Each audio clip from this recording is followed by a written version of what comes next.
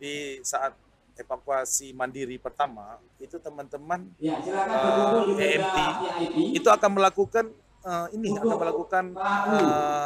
triase massal. Triase massal. Boleh saya contohkan nggak, Pak? Seperti apa, Pak? Misalkan di hadapan saya ini ada 100 orang nih. Nah, saya misalkan begini, Bapak, Ibu, teman-teman semua yang ada di depan saya, yang mendengar suara saya, silakan angkat tangan. Angkat tangan semua kan? Yang nggak angkat tangan berarti nggak punya tangan ya? Iya. Setelah dia angkat tangan, Bapak Ibu yang sudah angkat tangan, silakan bergeser 5 meter ke kiri saya. Nah, mereka akan bergeser. Berarti sehat semua dong. Benar. Yang tinggal, berarti ada apa-apa kan? Betul, pasti ada indikasi lain seperti itu. Minimal ada fraktur hepar dia, patah hati minimal. Oh iya, ada yang kepikiran gitu Pak ya, kepikiran kan? Sesuatu. Nah, yang ini akan ditangani oleh emergency medical team. Baik.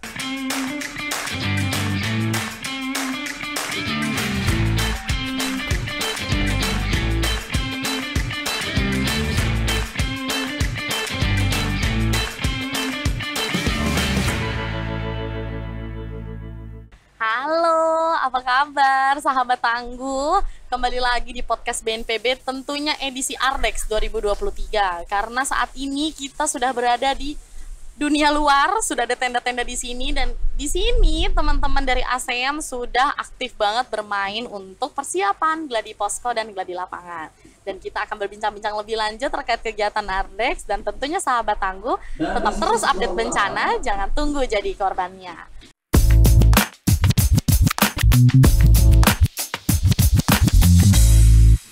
Oke, sekarang kita sudah kehadiran tamu yang sangat istimewa dan kita akan membahas lebih lanjut tentang giatnya di Ardex seperti apa menuju ke gladi posko dan gladi lapangan besok di Sultan Agung Bantul, yaitu ada Bapak Albert Nomeri, analis penanggulangan krisis kesehatan, Pusat Krisis Kesehatan, Kementerian Kesehatan. Iya dong.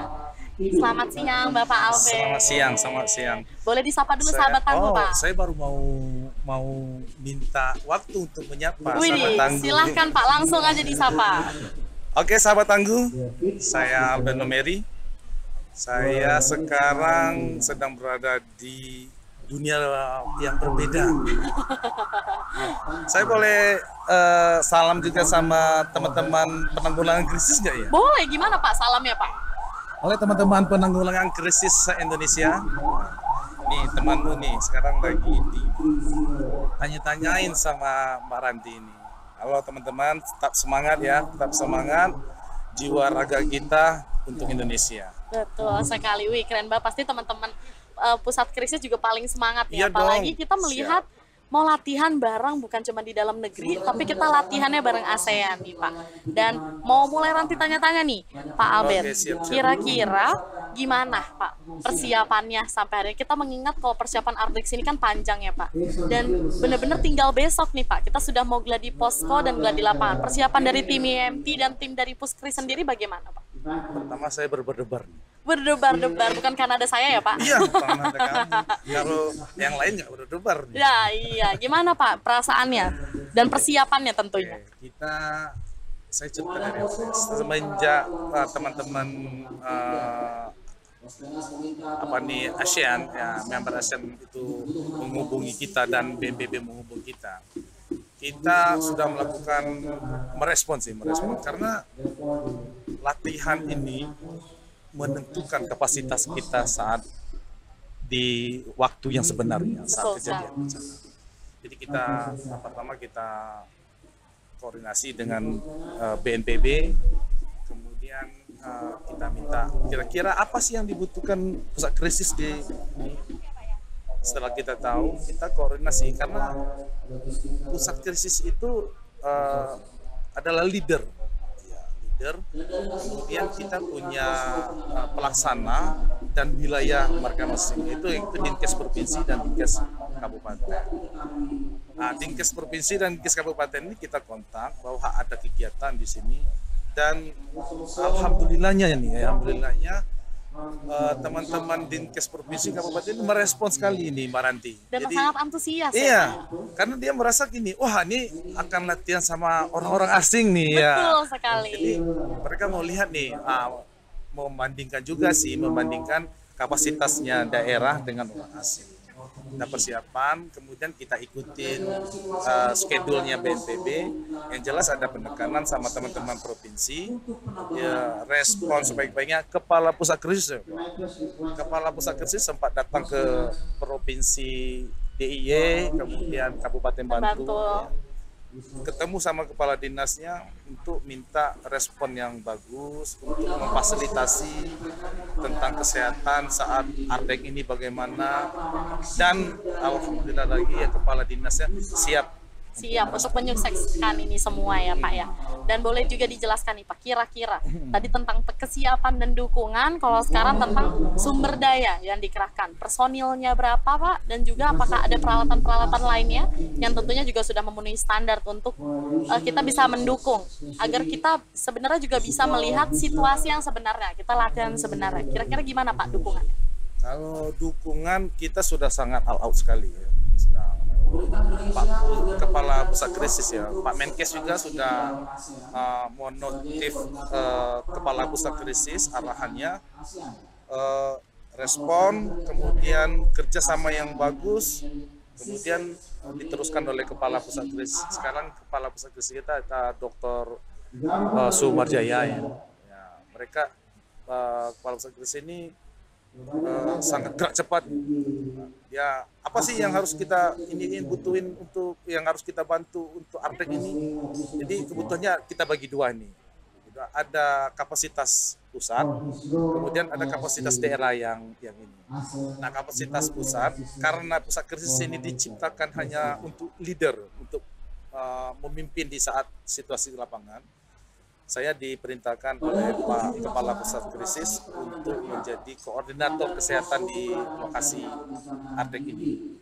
Kemudian kita juga ada tenaga cadangan Emergency Medical Team TCK regional Jawa Tengah yang kita geser ke sini untuk membackup teman-teman Bantul dan teman DIY dan membackup AMS ya, AMT-nya member state ASEAN ini di lokasi. Jadi kita bagi dua ya. Pusat krisis itu ada leader yang diperintahkan oleh ini, kemudian ada setingkat eselon 3 untuk di CPX, kemudian untuk di TTX dan untuk di FTX ini. Nah, mereka menghadiri untuk menjadi koordinator di sub-sub kegiatan tersebut. Kemudian untuk Kabupaten Bantul dan Provinsi DIY ini saya nggak bisa ngomong lagi Mbak Ranti, gimana mereka sangat-sangat luar biasa banget lah. Semangatnya itu. Iya. Bayangkan tanpa pembiayaan dari BNPB, ada beberapa ya, mereka siap. Teman-teman untuk EMT lokal, saya sarankan kepada Bantul dan Provinsi untuk menunjuk EMT mana yang mau. Ini kalau tidak saya stop ini, Mbak Ranti ya, semua mau turun nih. Iya. Semua berkolaborasi, mau kerja sama semuanya. Semua. Tapi karena keterbatasan tempat dan lokasi kita batasi, jadi kita pilih berdasarkan dari requestnya Dinkes Provinsi dan Kabupaten. Itu ada beberapa MT. Kemudian kita juga siapkan nanti di hari H, itu Rumah Sakit Sarjito itu menyiapkan emergency medical team untuk pelaksanaan ini, untuk VIP. Baik. Di VIP nanti ada tim emergency juga untuk ininya. Kemudian peralatan medis untuk di ambulan kita turunkan semua. Jadi seluruh warna baju. Ini warna baju ya. Jadi ada teman-teman dari angkatan. Betul. Kemudian teman-teman dari NGO, teman-teman dari rumah sakit. Kemudian yang lainnya. Jadi ada keterwakilan. Inti saya bilang sama Bantul dan DIY, kolaborasi. Kolaborasi. Karena apa?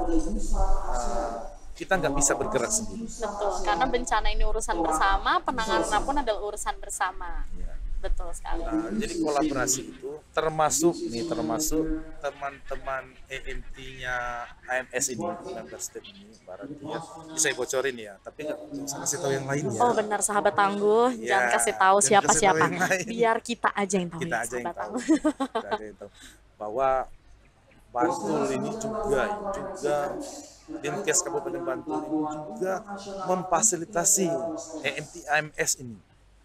Kira-kira bahasanya kalau kita tuh, lu perlu apa sih?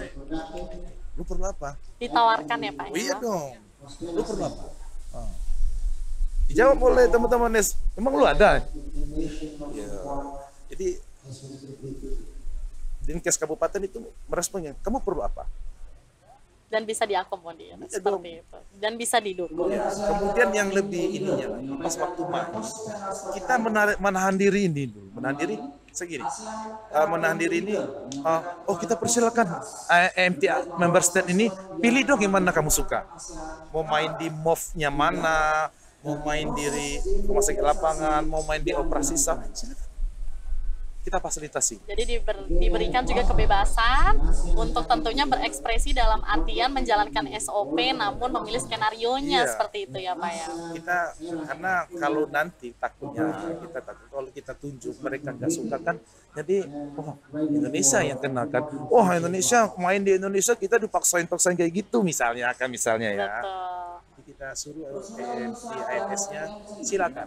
Di mana kamu mau berkarya seperti itu ya Pak ya. Wih, ini luar biasa. itu berarti memang benar-benar semangatnya itu sudah dari daerah kita semangat, teman-teman di ASEAN juga dengan semangat menghadiri sambutan kita seperti itu Bapak ya. Kita mau menonjolkan kearifan lokal juga. Betul sekali bahwa kita itu adalah negara yang ramah dan juga negara yang paling juga kuat dalam kolaborasi dan gotong royong Dan seperti itu.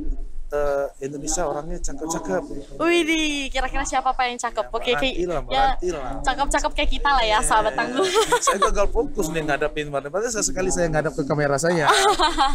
Bener ya? Baik, Bapak. Sahabat tangguh, bener nggak? Benar, sahabat tangguh ya. Dan Ranti juga penasaran nih Pak, karena kan tadi kita udah ada seorang nyiung-nyiung gini ya Pak Iya, di iya, belakang iya. kita ini. Nah, kira-kira nanti alur mekanisme IMT ini seperti apa dan langkah-langkah paling prioritas Pak ketika nanti saat dilakukan pada Gladi Ardex ini? Oke, jadi dalam situasi bencana itu kita ada 2 respon yang dilakukan oleh teman-teman kesehatan. Baik, ada 2 ya Pak ya? Kita bahasakan klaster kesehatan ya. Siap. Ada 2 respon yang dilakukan di 24 jam pertama sampai dengan masa tanggap darurat awal. Itu ada namanya respon kesehatan di lapangan. Betul. Jadi ada emergency response. Emergency response ini dilakukan baik itu teman-teman dari tenaga cadangan. Dulu kita menyebutnya adalah teman-teman dari berbagai unsur ya. Iya. Sekarang kita satukan ini atas ini ke dari bentukan darinya Pak Menteri Kesehatan. Iya. Tenaga cadangan emergency medical team. Jadi seluruh menyatu di sana. Nah, kita merespon untuk di emergency respon pertama sampai di masa tanggap darurat awal. Oke. Kemudian berikutnya nanti ada respon public health. Nah, public health ini mungkin kalau diceritakan bisa 2 bulan kita ngomong ini. Oh iya betul. Iya. Boleh secara garis besarnya aja Pak. Jadi emergency respon ini dilakukan saat kejadian bencana. Itu kita ada alur yang melakukan pergerakan. Itu pertama nanti ada HOC, Health Emergency Operational Center.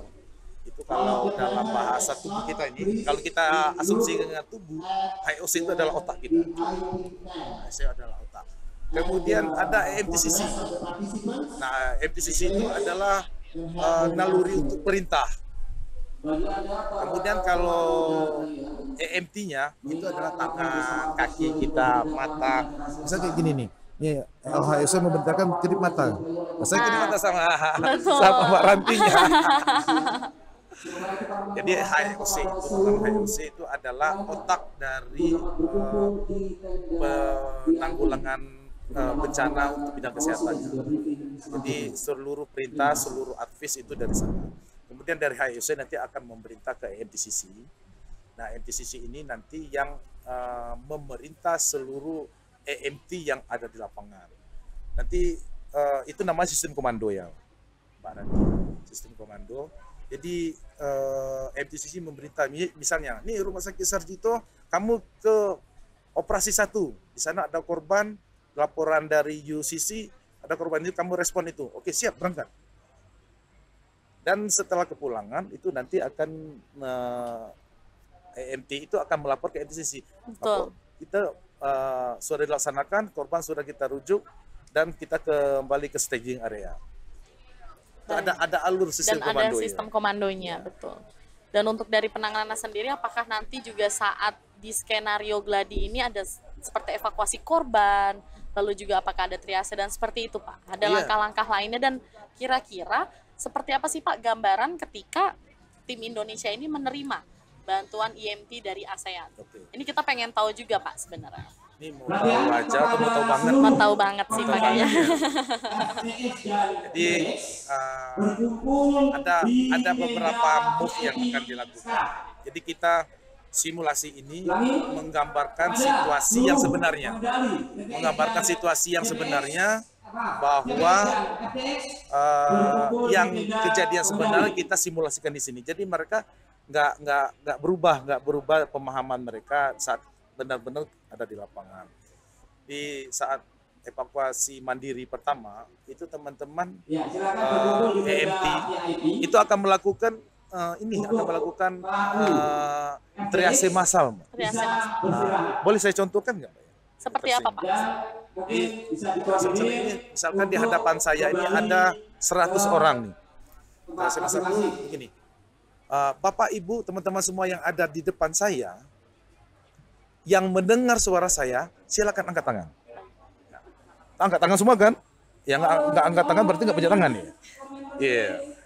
Setelah dia angkat tangan, Bapak Ibu yang sudah angkat tangan, silakan bergeser 5 meter ke kiri saya. Nah, mereka akan bergeser. Berarti sehat semua dong. Benar. Yang tinggal, berarti ada apa-apa kan? Betul, pasti ada indikasi lain seperti itu. Minimal ada fraktur hepar dia, patah hati minimal. Oh iya, ada yang kepikiran gitu Pak ya, kepikiran kan? Sesuatu. Nah, yang ini akan ditangani oleh emergency medical team. Baik. Yang sehat-sehat tadi, itu kita serah terimakan kepada teman-teman yang melakukan evakuasi angkut melalui truk. Itu move saat di lapangan. Kemudian move yang berikutnya itu untuk operasi SAR itu ada batasan. EMT ini dia nggak punya keahlian sampai bisa masuk ke bangunan. Benar sekali. Bangunan runtuh, bangunan ini itu kita belum punya keahlian. Sebenarnya ada, tapi belum kita lakukan untuk pelatihan itu karena risikonya juga sangat berat. Jadi makanya kita kerjasama dengan USAR, kerjasama dengan Basarnas, kerjasama dengan SAR. Ya silakan mereka masuk. Kapasitasnya mereka masuk ke zona merah. Kalau kita menyebutnya zona merah, zona hijau. Iya. Nah, ke zona merah, mereka masuk ke zona merah, ambil korbannya, kemudian laporan kepada EMT nih. Nah, laporan ada form dan ada SOP-nya juga kan. Ada form, ini kami temukan korban untuk di dalam dengan situasi yang kami temukan seperti ini. Nah, setelah diterima, nanti akan ditreatment ulang. Betul. Treatment ulang oleh teman-teman EMT. Oh, ini harus pasang impuls. Nah, nanti ada EMT itu ada satu komando nanti yang memberitahu teman-teman, kamu pasang impuls. Ini oksigen. Ini berteriak-teriak, Mbak. Karena apa? Situasi lagi kacau. Nah, setelah dilakukan treatment, baru diangkat, kemudian baru dipindahkan ke bukan dipindahkan, dirujuk ke rumah sakit. Betul.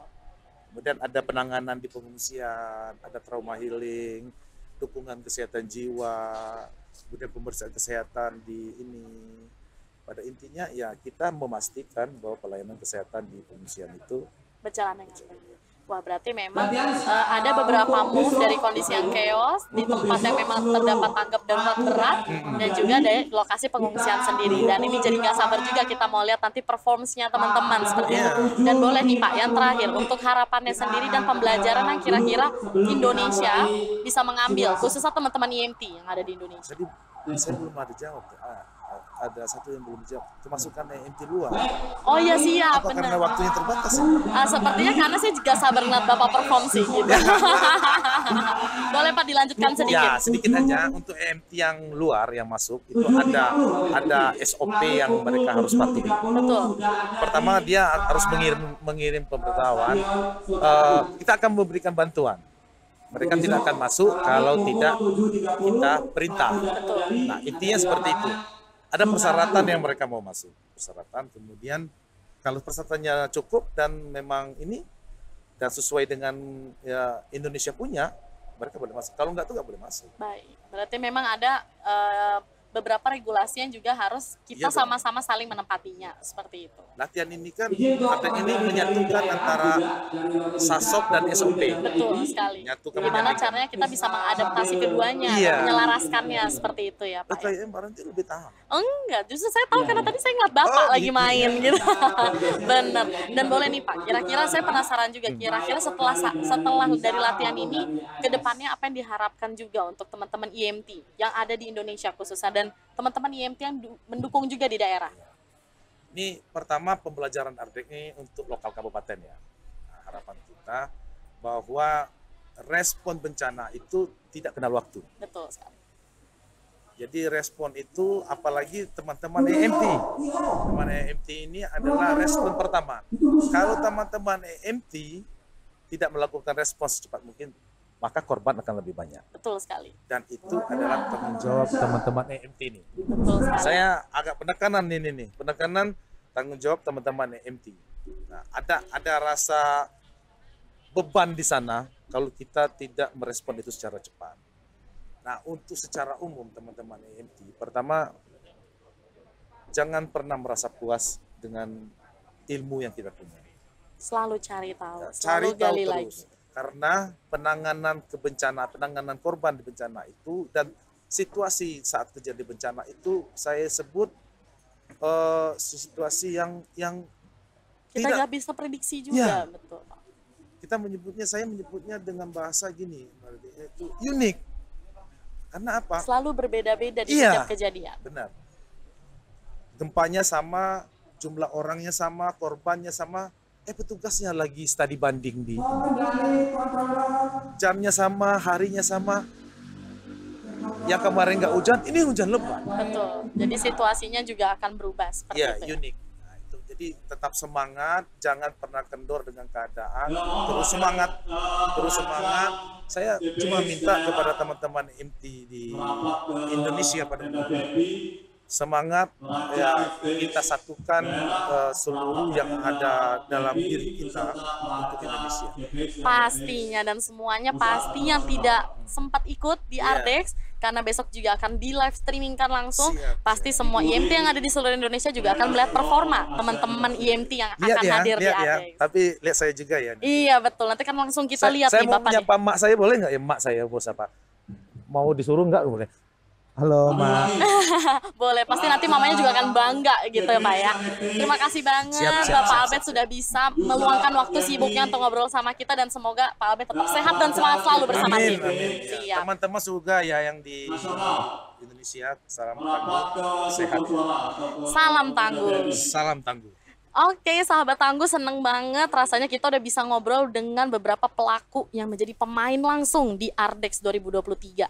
Dan jangan lupa sahabat tangguh untuk selalu stay tune di media sosialnya BNPB, karena kita akan langsung melihat performa teman-teman main di Gladi Posko dan Gladi Lapangan di Stadion Sultan Agung Bantul. Jangan lupa selalu jaga kesehatan dan selalu update bencana, jangan tunggu jadi korbannya. Sampai ketemu lagi sahabat tangguh. Sahabat tangguh. Dadah. Salam tangguh. Salam tangguh. Tangguh. Yeay.